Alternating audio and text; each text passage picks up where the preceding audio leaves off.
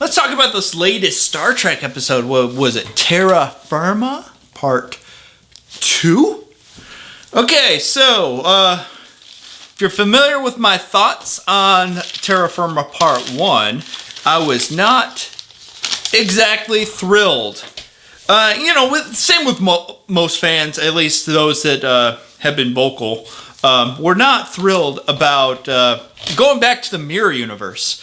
I'm going to say kudos to the creators for keeping that under wraps, because I think it really did come out of left field. Like, it wasn't like, whoa. Like, it wasn't like something that I knew was going to happen. And, I follow all the Star Trek groups, try to follow what the rumors are. I'm familiar with the ones that are, clearly bogus, like anything you'd see on, like, the Midnight's Edge YouTube channel. They just like to repeat 4chan rumors and stuff like that.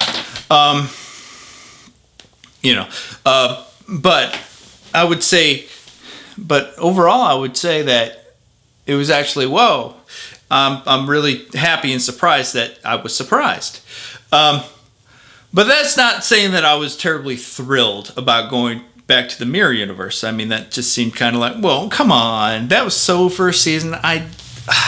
You know what? As much as I actually did enjoy the mirror universe episodes in the first season, that was the strongest part of the first season. I had no interest in going back there. But having said that, this second part of the Terra Firma episode pulled the story off in the best way it possibly could. So it definitely actually made it worthwhile. And I would say effectively worked as a backdoor pilot to the Georgiou show, which would be Section 31. And they almost kind of played their hand by announcing that show, and that it was going to star Michelle Yeoh and whatever, that somehow, some way she is going to be leaving Discovery. I really wish that they didn't really announce that, because it really just kind of it did lead speculation. Like, well, how does she get back in the past or whatever? So how does she leave Discovery? And then I did think with the I think it's David Cronenberg character. I'm pretty sure he's a Section 31 agent. I just thought, well, maybe they'll just stay in the future, and Georgiou will just be part of a future Section 31. But no. So let's recap this episode a little bit. So Georgiou is in the mirror universe, and she had just found that Burnham had plans to betray her. She already knew from the first season, because she went back in time and across back to the mirror universe, or so we're under the impression of anyway. And so she knows what's going to happen, that Mirror Burnham is going to betray her, so she's able to proactively kind of foil her plans, and then decides to make different choices. I am not going to kill Burnham. I'm going to try to switch her back to my side. And of course, Mirror Burnham is just like, that's weak. You need to kill me, or you're proving why you need to be overthrown. Which, according to the mirror universe attitude, that is correct. But having spent time in the Prime universe, it's really changed her, because they're not inherently bad. This is just kind of part of nurture, part of nature. Like, they do have a predisposition to being violent and horrible, but that's not everything. So I really like that she finds out you can make different choices, and then saving the Kelpian Saru and telling him all the secrets, and the Verharai is not a death sentence. It's actually part of your normal development to be like a fully functional adult or whatever. This is your puberty, You'll go crazy for a little bit, but you'll be fine once you come out of it. It's just, all these species, whether it was the Baul, I think that's what they were called, in the Prime Universe, which took advantage of the Kelpians' Viharai to convince them that, this is your body saying that it's time for you to die, and so we're going to kill you. And then, of course, the Terran Empire uses that as the same thing. Like, we're going to eat you. And you can thank us because this is putting you out of your misery. Anyway, so Giorgio ends up explaining this to Saru's mirror counterpart. And so Saru can end up saving his fellow Kelpians. Anyway, so it turns out in the end that Burnham was always going to betray Giorgio and tries again and again until Giorgio does not have a choice but to kill Burnham. I actually probably more than half expected, probably 95% expected that this was going to be the case, that there was no saving Giorgio, and a lot of Giorgio's arc was teaching her, not only testing her to see if she'd make different decisions, but also a lesson that stop regretting killing Burnham because you did not have a choice. This was not your fault. In the end, you can make all the different choices in the world. It was going to be the same outcome. And that kind of takes us back to a common Star Trek theme. Something Picard said to Data in Peak Performance, Star Trek Next Generation episode, saying you can make all the right decisions and still lose. That's not failure, that is life. And so that was something that I think Giorgio needed to know in order to move on with her life. So after Giorgio and Burnham end up giving each other fatal wounds together, double knockout, Giorgio ends up coming back to this ice planet where Carl and Prime Universe Burnham.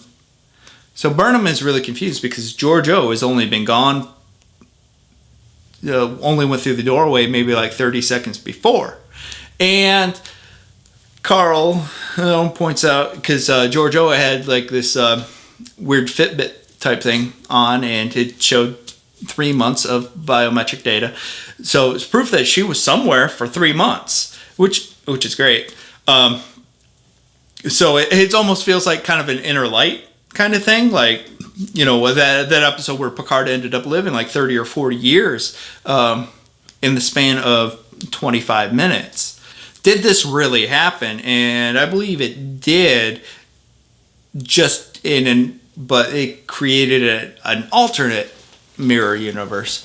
So Carl, so after Giorgio's back, and then Giorgio is still having these fits from being out of time and out of dimension, and so what the hell? None of this mattered, and Giorgio is really upset because I failed. I couldn't save Burnham, and Carl's just like, well, you made different choices. You chose peace. The fact that it ended up the same way is not your fault. But you made different choices. You tried. And this was a test. It's like a test for what? It's really, you need to be weighed. It's to see where in the hell in the freaking multiverse you fit, because you're from the Terran Empire, but you don't fit there anymore. You're from the... You almost fit more in the Prime universe, yet you can't stay here, at least not in this time, because they diverged so much since that era. So she doesn't have a choice, but we got to see if you can stay in the Prime timeline, but let's send you back in time to when the Mirror Universe and the Prime Universe are more closely aligned. And it's like, okay, that's great. And then Carl gives the ultimate reveal. I am the guardian of forever. Which was, that was hard. It was hard and easy to guess. If it wasn't for the Star Dispatch newspaper in Terra Firma Part 1, I wouldn't have believed this was the Guardian of Forever. I would have thought it was a Q. That's where I would have been leaning towards. But then when everybody's pointing out that, hey, the Star Dispatch paper, this was the paper that Spock was looking at in the, the City on the Edge of Forever. And it's like, well, they wouldn't have thrown that Easter egg in if this wasn't the Guardian of Forever. And then that reveal was amazing. And of course, I didn't think it was the Guardian of Forever because, well, this is on the edge of the Gamma Quadrant, and there is no way that the original Enterprise, Kirk's ship, would have been able to make it there. It wasn't even possible, really. But then Carl explains, during the Temporal Wars, I was being used as a weapon. So I uprooted and moved. And so I was actually kind of looking back at... I watched the original City on the Edge of Forever and the episode Yesteryear from the animated series. Both great episodes. Just to kind of get more insight into what is actually consistent with canon here and what's kind of canon breaking. Not that I really care too much about those things. I just kind of like to have my ammunition when discussing with other people, because some people do care a lot about that stuff. Honestly, I don't think Star Trek has ever really stayed consistent with its canon. It's the retcons everywhere. Every episode is a retcon something. And I think something that was really only in one other live action episode, we can assume we don't know anything about it, barely. So there was just a couple things. In the City on the Edge of Forever, the Guardian says it is dimension and time. So that was something that I didn't pick up on until this rewatch. So so the Guardian can put you into another dimension. Okay, that's good. And then when he replays Earth's history, he could only do it at a certain pace. And so if you had to get back to a certain time that, say, somebody else went through and changed time, you had to wait for the whole history to repeat. And obviously that's not the case in this episode. It was give me a specific time. This is a specific time that you can jump to. But in the episode Yesteryear, it was I need to be in the specific date and time. So that's where we're going to go. So there's a little bit of, I would say more of a matter of interpretation. Maybe it was just it was in the history playback mode in the original series, and it's like, yeah, if I'm doing this, I have to just do this. And I guess Harlan Ellison, the writer of the original episode, The City on the Edge of Forever, had some different ideas about what the Guardian is, and that it's actually kind of more of a humanoid type thing. Actually, maybe almost basically like what we're seeing in Discovery. So I'm almost thinking that this might have been actually a little bit more truer. Yeah, I don't know if that was the proper way to say that, but whatever. To what the original intent was. So anyway, I liked it. And I like the fact that the temporal wars were brought up, which is from Enterprise. And I'm actually kind of doing a rewatch on those episodes. That was never anything I was terribly familiar or terribly fond of, because it was more of like I had no faith that there would be proper follow through on that whole storyline. And honestly, I think I was right, at least when it comes to Enterprise. Just never liked Brandon Braga or Rick Berman's storytelling, and that's kind of what turned me off to even following that show. But you know, if Discovery is really kind of diving deep into that, and let's give this a payoff a little bit. I honestly, I don't know if it's really just more of something they're mentioning because it is canon, or if it's something that's really playing hard into this season.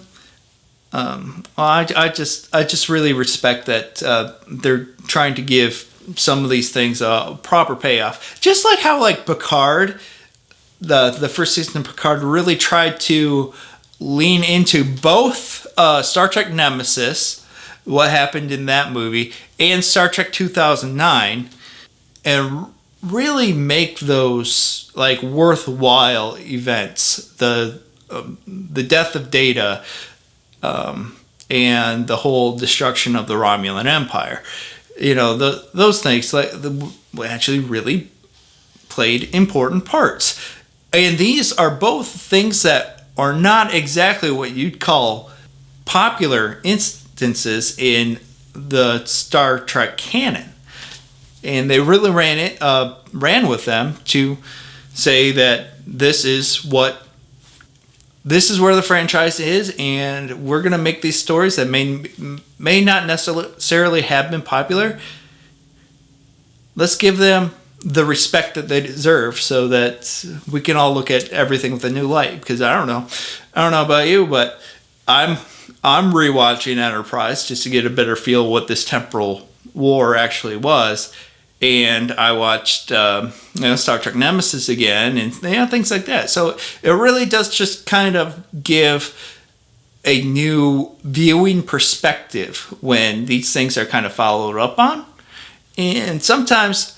And it kind of pulls to the heart of what this second episode did for me as far as this two-parter goes, because I was not a fan of them going into the mirror universe. And Terra Firma Part 1, I was actually just kind of like, I hate this episode. I hate this episode. But then since the second part was done so well, the follow-up was done so well, I'm like, I just see that first episode in a completely different light now.